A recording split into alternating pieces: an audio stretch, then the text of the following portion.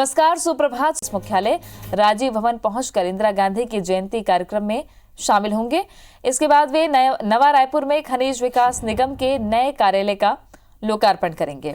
मुख्यमंत्री शाम 5 से 6 बजे तक रायपुर में कृषि विश्वविद्यालय के पास 4 एकड़ जमीन में 17.5 करोड़ की लागत से बनने वाले टेनिस स्पोर्ट अकादमी निर्माण का भूमि पूजन भी करेंगे। इसके बाद खरोरा तिल्दा मार्ग पर 555 हेक्टेयर में विकसित इंदिरा प्रियदर्शनी नेचर सफारी मोहरेंगा का लोकार्पण किया।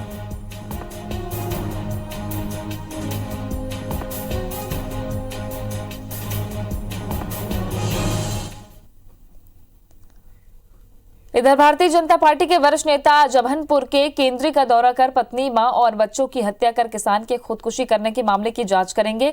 इस मामले की जांच के लिए पूर्व मुख्यमंत्री रमन सिंह, नेता प्रतिपक्ष धर्मलाल कौशिक और पूर्व कृषि मंत्री चंद्रशेखर साहू की एक टीम बनाई गई है। ये तीनों नेता दोपहर 2:30 बजे केंद्रीय गांव के लिए रवाना होंगे। वहां वे मृतक किसान कमलेश साहू के परिवार वालों और गांव वालों से बातचीत कर हत्या और खुदकुशी की सही वजह का पता लगाएंगे। उनके साथ न्याय हो सके, अन्य लोगों के साथ ऐसी पुनरावृत्ति ना हो, इन सब विषयों को देखते हुए डॉक्टर रमन सिंह जी, नेता प्रतिपक्ष श्रीमान धर्मलाल कौशिक जी और हमारे क्षेत्रीय सांसद श्रीमान सुनील सोनी जी सहित हमारे सभी नेतागण वहां पर पहुंचेंगे। स्टार जैन ज्यादा जानकारी के साथ में जुड़ गए हैं। स्टार, आज सौगात मिलने वाली है छत्तीसगढ़ को, मुख्यमंत्री कई सौगातें देंगे। दूसरी तरफ आत्महत्या मामले में सियासत लगातार जारी है। आज दिन भर की सुर्खियों की तो प्रदेश को लगातार सौगातों का दौर जारी है और आज भी इसमें कई विकास कार्य के शुभारंभ होगा, जिसमें एक दाई दादी क्लिनिक का कंसेप्ट इंदिरा गांधी की जयंती के अवसर पर लाया गया है। और ये एक प्रकार से कहा जाए तो महिलाओं के प्रति ये कांग्रेस का जो सम्मान की बात है या कांग्रेस की नीति है उसकी सोच को दर्शाता है। दाई दादी क्लिनिक एक प्रकार से स्पेशल क्लिनिक रहेगी, जिसमें सारे लैब टेक्नीशियन से लेकर प्राइमरी चिकित्सक तक डॉक्टर्स ही रहेंगे, महिला डॉक्टर ही रहेंगे और महिलाओं को उसमें मुफ्त इलाज की सुविधा उपलब्ध हो पाएगी। इसके अलावा नेचर सफारी मोहरेंगा का भी शुभारंभ मुख्यमंत्री भूपेश बघेल करेंगे। साथ ही साथ वो शाम के जो प्रतिभावान बच्चे हैं उनको भी प्रोत्साहन राशि का वितरण करेंगे। तो ये कुछ बड़ी सौगातें जो मुख्यमंत्री भूपेश बघेल के हाथों प्रदेश की जनता को मिलेगी। एक और टेनिस एकेडमी का शुभारंभ भी करने जा रहे हैं। बहुप्रतीक्षित टेनिस एकेडमी है, काफ़ी लंबे समय से इसका इंतज़ार किया जा रहा था, आज वो शुरू होने जा रही है। इसके अलावा बात करें दूसरी तरफ राजनीतिक खबरों की, तो लगातार बीजेपी जो है, जो आत्महत्या का मामला है केंद्रीय गाँव का, वहाँ पर उस पर दबाव बनाई हुई है। उन्होंने अपनी जांच समिति भी बनाई थी और उसके बाद आज भारतीय जनता पार्टी के प्रमुख नेता जो है उस गांव का दौरा भी करेंगे और जो वस्तु स्थिति है वहां पर उसका जायजा भी लेंगे और लोगों से बातचीत भी करेंगे। शुक्रिया आपका स्टार जानकारी के लिए। तो ये खबरें हैं जो सुर्खी में रहने वाली, जिस पर लगातार आपको अपडेट देंगे। बहरहाल आगे बढ़ते हैं। मुख्यमंत्री शिवराज सिंह चौहान के ससुर घनश्याम दास मसानी का बुधवार देर शाम भोपाल के निजी अस्पताल में निधन हो गया। जब उनकी तबीयत बिगड़ी उस वक्त वे मुख्यमंत्री निवास में ही मौजूद थे। आज सुबह उन्हें उनके गृह जिले महाराष्ट्र के गोंदिया ले जाया जाएगा। दोपहर 2:30 बजे उनका अंतिम संस्कार किया जाएगा। घनश्याम दास मसानी की उम्र 88 साल थी। कुछ दिनों से वो बीमार चल रहे थे। आपको बता दें कि मुख्यमंत्री चौहान अपने परिवार के साथ तिरुपति गए थे, जहां से उन्हें बुधवार रात 11 बजे लौटना था, लेकिन ससुर के निधन की खबर मिलते ही वे रात 9:30 बजे भोपाल लौट आए। आज सुबह कार्गो विमान से मसानी का पार्थिव शरीर गोंदिया लाया जाएगा। घनश्याम दास मसानी शिवराज सिंह चौहान के ससुर होने के साथ साथ कांग्रेस नेता संजय सिंह मसानी के पिता थे।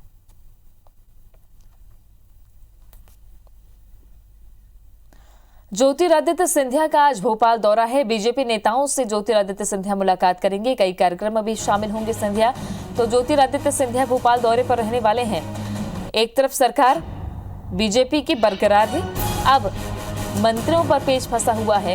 6 पद के लिए कांटे की लड़ाई बीजेपी के अंदर ही महसूस की जा रही है। ऐसे में ज्योतिरादित्य सिंधिया का यह दौरा बेहद खास है, जहां कई कार्यक्रम में भोपाल में सिंधिया शामिल होंगे। राज्यसभा सांसद ज्योतिरादित्य सिंधिया आज भोपाल दौरे पर रहने वाले हैं।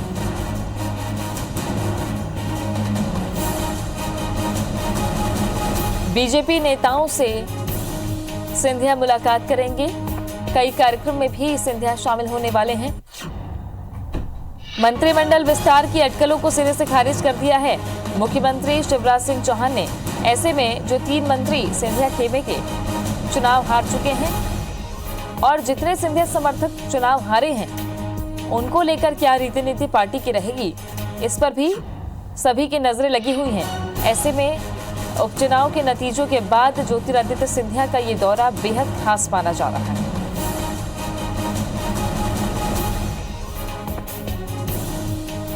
कई कार्यक्रम में ज्योतिरादित्य सिंधिया शामिल होंगे। इससे पहले प्रचार में लगातार बीजेपी के बड़े नेताओं के साथ ज्योतिरादित्य सिंधिया मैदान में थे और एक साथ मिलकर प्रचार इन्होंने किया। नवीन सिंह हमारे सहयोगी जुड़ गए हैं ज्यादा जानकारी के साथ में। नवीन, ज्योतिरादित्य सिंधिया उपचुनाव के नतीजों के बाद सरकार बरकरार रहते हुए अब भोपाल दौरे पर आ रहे हैं, क्या उनके कार्यक्रम हैं और क्या मुख्य बिंदु इनके दौरे के?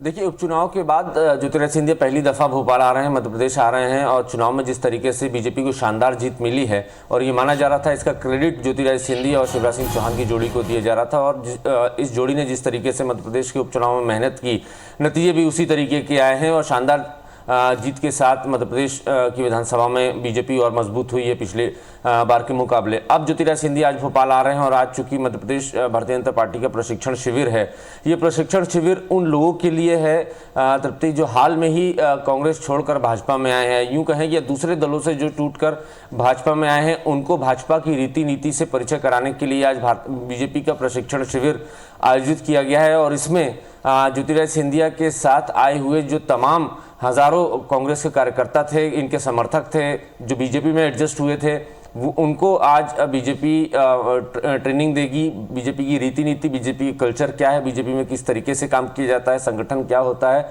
तो इन तमाम बेसिक जो जानकारियां हैं, बेसिक जो डिसिप्लिन है बीजेपी का, वो आज सिखाया जाएगा। मंडल स्तर का प्रशिक्षण शिविर है।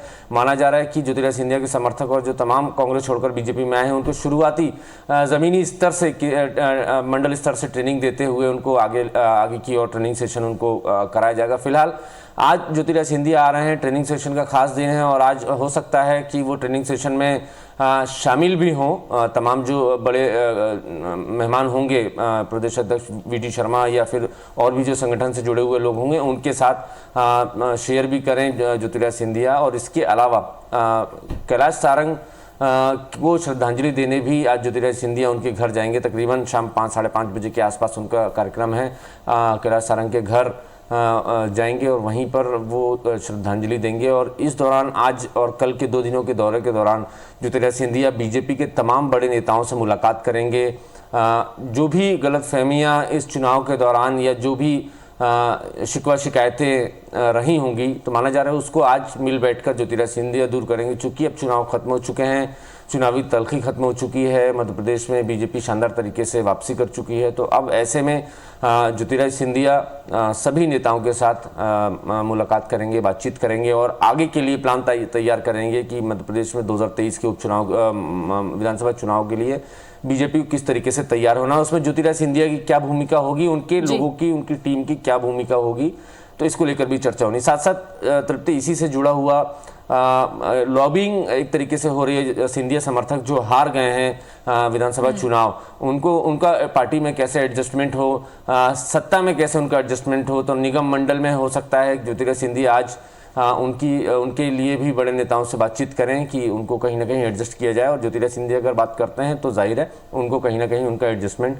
ज़रूर होगा। इसके अलावा मध्य प्रदेश के मुख्यमंत्री शिवराज सिंह चौहान के ससुर घनश्याम सिंह मसानी का कल रात निधन हुआ है। 88 साल के थे और चूँकि महाराष्ट्र के गोंदिया ज़िले के मूल निवासी हैं मसानी परिवार, तो मुख्यमंत्री शिवराज सिंह चौहान जैसे ही कल तिरुपति बालाजी के दर्शन करने के बाद भोपाल पहुंचे हैं, अस्पताल गए जहां उनका निधन हुआ, परिवार के साथ रहे, साथ में उनकी पत्नी थी।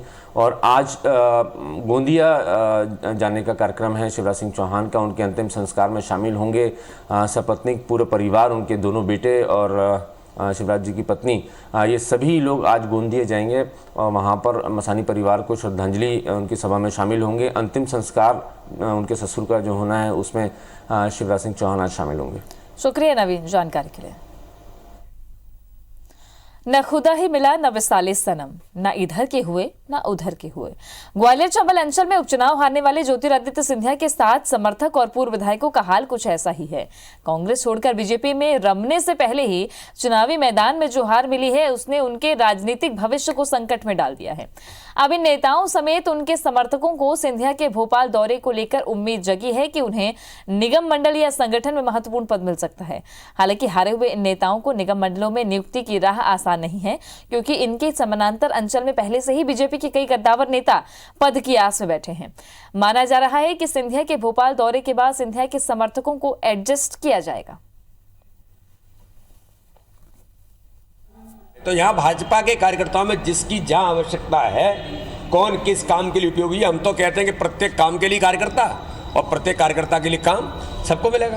भारतीय जनता पार्टी और उनके बीच का मसला है, वो बैठ के इसको सेटल करें। सौदा किस बात का हुआ हम लोगों को तो पता नहीं है। 3 साल का हुआ था कि केवल चुनाव तक का हुआ था? अगर 3 साल का हुआ है तो उन्हें दो सौदे का निराकरण करना चाहिए, और अगर चुनाव तक का हुआ था तो जयराम जी करना चाहिए। जिस प्रकार की खेमेबाजी और खानेबाजी कांग्रेस पार्टी में होती थी कि कोई इसका गुट का नेता कोई गुट का था, वैसा भारतीय जनता पार्टी में नहीं है। यहाँ सारे के सारे कार्यकर्ता और नेता भारतीय जनता पार्टी के हैं और सब भारतीय जनता पार्टी के लिए काम करते हैं। उपचुनाव में मिली जीत के बाद भले ही बीजेपी उत्साहित हो, लेकिन जिन सीटों पर बीजेपी की हार हुई है वहां पर संगठन अभी से एक्शन मोड में है। उन सीटों पर हार की समीक्षा के बाद बीजेपी कार्यकर्ताओं और सिंधिया समर्थक नए कार्यकर्ताओं में समन्वय के साथ साथ उन्हें प्रशिक्षण देने का विस्तृत कार्यक्रम बन चुका है। शिविर में सिंधिया समर्थकों को बीजेपी की विचारधारा के अलावा पंचनिष्ठा का पाठ पढ़ाया जाएगा। इसके लिए बीजेपी प्रदेश के 1059 मंडल में 25 नवंबर से 15 दिसंबर तक प्रशिक्षण शिविर का आयोजन करेगी, ताकि निकाय चुनाव से पहले बेहतर समन्वय कायम हो सके। इधर कांग्रेस ने बीजेपी के प्रशिक्षण शिविर को लेकर सवाल उठाने शुरू कर दिए हैं, लेकिन अहम बात यह है कि कांग्रेस इनकी क्या काट निकालेगी। भारतीय जनता पार्टी की पंचनिष्ठाएं क्या है, विचारधारा क्या है, हमारी कार्य पद्धति क्या है और किस तरह से हमारी सोच देश के प्रति है, ये सारी चीज़ें कहीं ना कहीं उनमें अंकुरित होना चाहिए। और इसके लिए भारतीय जनता पार्टी, जिसके माध्यम से लाखों कार्यकर्ताओं की हम एक बार में ट्रेनिंग करने वाले हैं और एक एक जिले में 8-8 दिन तक ट्रेनिंग करने वाले हैं। ये सब अखबारी गप्पे हैं। आप जरा जब सतह पे आएंगी, धरातल पर आएंगी, तब आप देखिएगा। ऐसी घोषणाएं वो हर हफ्ते करते हैं, एक नई घोषणा करते हैं, होता कुछ नहीं है। मध्य प्रदेश में गायों के संरक्षण और संवर्धन के लिए गौ कैबिनेट का गठन किया जाएगा। इस संबंध में मुख्यमंत्री शिवराज सिंह चौहान ने बुधवार को ट्वीट कर जानकारी दी। शिवराज सिंह चौहान ने लिखा कि प्रदेश में गौधन के संरक्षण और संवर्धन के लिए गौ कैबिनेट के गठन का निर्णय लिया गया है। पशुपालन, वन, पंचायत एवं ग्रामीण विकास, राजस्व, गृह एवं किसान कल्याण विभाग गौ कैबिनेट में शामिल होंगे। गौ कैबिनेट की पहली बैठक गोपाष्टमी के दिन यानी कि 22 नवंबर को दोपहर 12 बजे गौ अभ्यारण्य सालरिया आगरमालवा में आयोजित की जाएगी।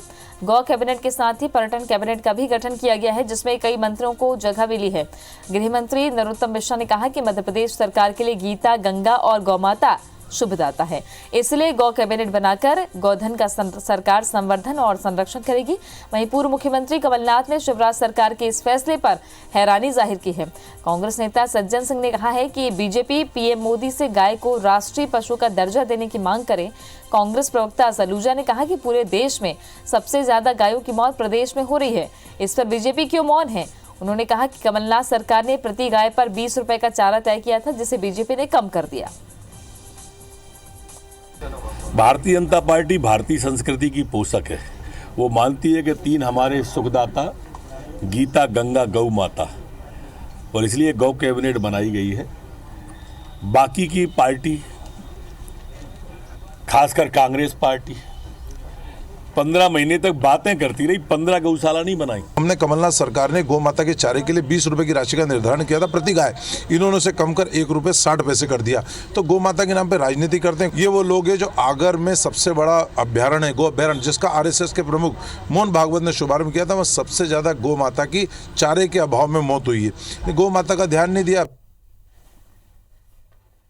और मैं ऐसा मानता हूं कि गौशालाएं बना लेना ये गायों के लिए कोई समाधान नहीं है। उनके संरक्षण के लिए मध्य प्रदेश में 95 हजार वर्ग किलोमीटर का जो जंगल है उसमें अभयारण्य बनाए जाएं या गोवंश वन्य विहार बनाए जाएं। इस वक्त एक देवास से बड़ी खबर मिल रही है। युवक ने युवती को गोली मार दी। आरोपी भूपेश शिवहर ने गोली मारी है। युवती को गंभीर हालत में भर्ती किया गया है अस्पताल में। जिला अस्पताल में युवती का इलाज चल रहा है। प्रेम प्रसंग से ये पूरी वारदात जोड़कर देखी जा रही है। एमजी रोड पर कोतवाली थाने के पास की ये वारदात है, जहां एक युवक ने एक युवती को गोली मार दी। युवती की हालत गंभीर है, जिसे जिला अस्पताल में भर्ती कराया गया है। ये जान पहचान का है सर मेरी। तो ये मगजमारी कर रहा है मेरे से। क्या कारण मगजमारी कारण क्या? ये ऐसे ही मगजमारी कर रहा है। क्यों कर रहे हैं? क्यों कर रहे हैं? कुछ प्रेम प्रसंग का मामला है? हाँ, प्रेम प्रसंग का मामला है। किसी युवक ने कट्टे से फायर किया है। घटना की जानकारी ली जा रही है। एक लड़की को लगा है, छर्रे लगे हैं उसके, तो उसको हॉस्पिटल में लाया गया है। देख रहे हैं कि क्या मामला है, प्रेम प्रसंग का है या? अभी कुछ नहीं कहा जा सकता। हम लोग अभी उसको हॉस्पिटल भेजे हैं और आगे उसकी छानबीन। मोहनीश जुड़ गए हैं ज्यादा जानकारी के साथ में। मोहनीश, कब की घटना और क्या अभी तक की जानकारी है इस पूरे मामले में? जी बिल्कुल, मैं बताना चाहूँगा। कल देर रात एमजी रोड स्थित एक साड़ी की दुकान के सामने की घटना है, जहां पर एक युवक ने एक युवती को देसी कट्टे से फायर कर दिया और उसके बाद से ही एक बड़ा माहौल पूरे शहर में देखने को मिला, जहां पर मुख्य इलाका माना जाता है एमजी रोड देवास शहर का। यहाँ पर ये इस घटना के बाद में ही शहर के अंदर सनसनी का माहौल बन चुका था। देर रात उस लड़की को इंदौर जिला अस्पताल से इंदौर रेफर भी कर दिया गया है। अभी उपचार उसका जारी है। बहरहाल अभी जो स्थिति है वो अभी बता पाना मुश्किल है। जी शुक्रिया मोहनीश जानकारी। मध्य प्रदेश के देवास में उज्जैन रोड स्थित गंगा निकेतन कॉलोनी में शर्मनाक घटना हुई, जहां 4 साल की बच्ची के साथ दुष्कर्म का मामला सामने आया है। फिलहाल आरोपी पुलिस की गिरफ्त में है, लेकिन शहर में सनसनी का माहौल है।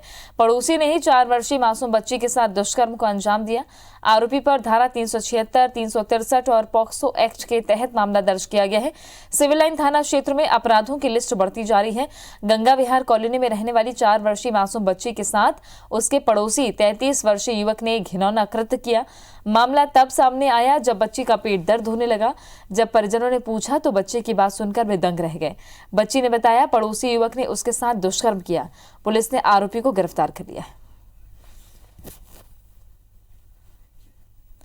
गरियाबंद अमली पदर क्षेत्र में इमू मांझी नामक युवक के शातिर अंदाज से हर कोई आश्चर्यचकित है। इसने 2 नाबालिग बालिकाओं से अनाचार कर दोनों को एक साथ भगाकर भी ले गया। पुलिस भी हैरान रह गई जब 2 नाबालिगों के अपहरण मामले में तलाश कर रही थी। दोनों लापता नाबालिग एक ही जगह से मिले हैं। आरोपी एक ही समय में दोनों के साथ प्रेम का नाटक करता रहा। बीते 16 और 17 तारीख को भैंसमुड़ी और केडकेला गांव के 2 बच्चियों के पिता ने उनकी गुमशुदगी की रिपोर्ट दर्ज कराई। पुलिस को मोबाइल लोकेशन से उनके उड़ीसा में होने का संकेत मिला। थाना प्रभारी सत्येंद्र श्याम ने टीम को उड़ीसा के ग्राम टांगामाल भेजा, जहां दोनों लड़कियां एक ही जगह मिली। आरोपी इमू मांझी ने दोनों लड़कियों से मिलने और भागने की बात कबूली है। 2 अलग अलग अज्ञात आरोपियों के खिलाफ अपराध पंजीबद्ध हुआ था। पतासाजी के दौरान उड़ीसा के कंडेमाल में होने का पता चला था, जिस पर टीम भेज करके वहां से एक आरोपी से दोनों नाबालिग बच्चियों को बरामद किया गया है। आरोपी के खिलाफ 363, 366, 376 2ढा और पॉक्सो एक्ट के तहत कार्रवाई कर न्यायालय भेजकर जेल दाखिल किया गया है। बलरामपुर जिले के राजपुर के सरकारी कॉलेज में दिवाली के बाद गोवर्धन पूजा वाली रात 12 बजे हुई पूजा सवालों के घेरे में आ गई है। आरोप है कि कॉलेज के प्रिंसिपल बीके गर्ग ने बाहर से 2 पुजारियों को बुलाकर यहां पूजा कराई। साथ ही कॉलेज परिसर में 1200 दिए जलाए गए। बताया जा रहा है कि इस पूजा के दौरान बाहरी लोगों का प्रवेश रोक दिया गया था। कॉलेज के स्टाफ को भी रात को पूजा के बाद यहां दिए जलाने के लिए बुलाया गया। इस बारे में जहां प्रिंसिपल का कहना है कि उन्होंने सिंपल दिवाली पूजा की है और पुजारी को आते आते देर हो गई, वहीं कॉलेज का स्टाफ यहां तंत्र मंत्र की पूजा का आरोप लगा रहा है। मामले में पुलिस ने भी मौका मुआयना किया और जाँच कर रही है। आपको बता दें कि कुछ साल पहले प्रिंसिपल बीके गर्ग पर कॉलेज के छात्रों का खून बेचने का आरोप लग चुका है। कोई अंदर नहीं जा रहा था और चूंकि मेरे को क्लास लेना था तो मैं अंदर प्रवेश करी, देखी चारों तरफ तो दिया, पूरा सीढ़ी में तेल था। मैं दूसरी सीढ़ी से ऊपर गई और अपना क्लास शुरू करने लगी।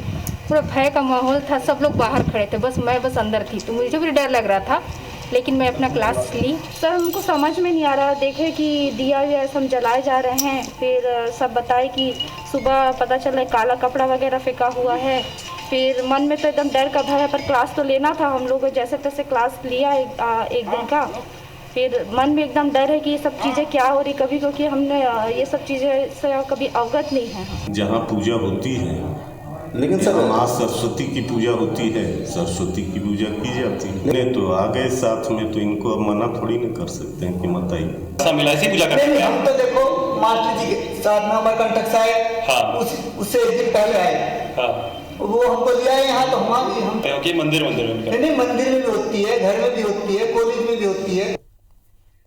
सरगुजा पुलिस की स्पेशल टीम ने नशे के कारोबार के अंतर्राज्यीय सप्लायर को गिरफ्तार किया है और उसके पास से 14 लाख की नशीली दवाओं का जखीरा बरामद किया है।